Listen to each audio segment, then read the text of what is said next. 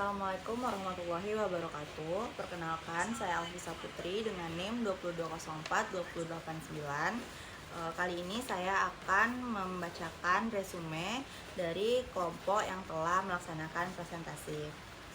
Untuk kelompok yang pertama yaitu dari kelompok 1, yang mana mengomunikasikan konsep dan definisi ilmu politik, konsep dan definisi kebijakan publik. Politik adalah ilmu yang mengkaji hubungan antara kekuasaan warga negara maupun antar warga negara dan negara. Kegiatan dari politik tersebut yaitu pengambilan keputusan, kekuasaan umum, dan wewenang.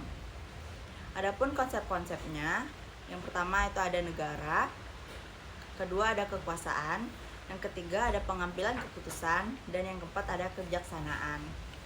Adapun sifat-sifat dari ilmu politik, yang pertama itu menentukan prinsip, evaluasi, serta perilaku warga negara.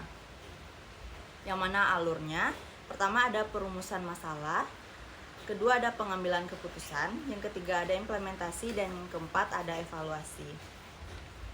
Selanjutnya, karakteristik dari kebijakan publik. Yang pertama ada tindakan terarah, yang kedua pola yang berkaitan, yang ketiga tindakan nyata pemerintah, dan yang keempat bersifat positif dan negatif. Kebijakan publik merupakan hasil dari kompromi dari aktor-aktor politik.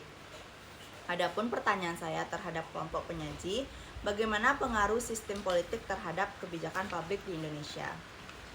Selanjutnya, penyampaian materi dari kelompok 2, yang mana resume dari penyampaian materi kelompok 2 yaitu mengomunikasikan pendekatan-pendekatan dan alur historis ilmu politik. Perkembangan historis kebijakan publik merupakan tumbuh dari penilaian politik klasik yang normatif, bergeser dari negara atau konstitusi ke bagaimana keputusan publik dibuat, diimplementasikan, dan dievaluasi. Ilmu politik dan kebijakan publik memiliki 4 besar, yaitu politik mempelajari kekuasaan, pengambilan keputusan, dan relasi negara serta masyarakat. Kebijakan publik adalah wujud nyata dari proses politik. Hubungannya ada 4. Ilmu politik memberikan kerangka untuk memahami bagaimana kebijakan dirumuskan, siapa yang mempengaruhi, serta berdampak terhadap masyarakat. Adapun tahap-tahap lahirnya ilmu politik, yang pertama itu klasik, politik sebagai negara dan kekuasaan, yang kedua dikotomi politik dan administrasi, yang ketiga tahap polisi sains, di mana analisis kebijakan yang membantu pemerintah menangani persoalan yang kompleks, dan yang keempat ada analisis kebijakan modern. Kebijakan publik merupakan serangkaian tindakan dan keputusan yang diambil serta dilaksanakan oleh pemerintah untuk menyelesaikan masalah-masalah dan mencapai tujuannya.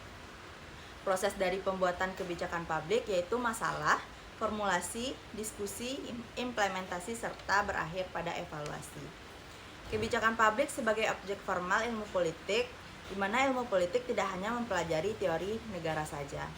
Adapun pertanyaan saya terhadap kelompok penyaji yaitu bagaimana globalisasi mempengaruhi arah dan dinamika kebijakan politik di negara berkembang.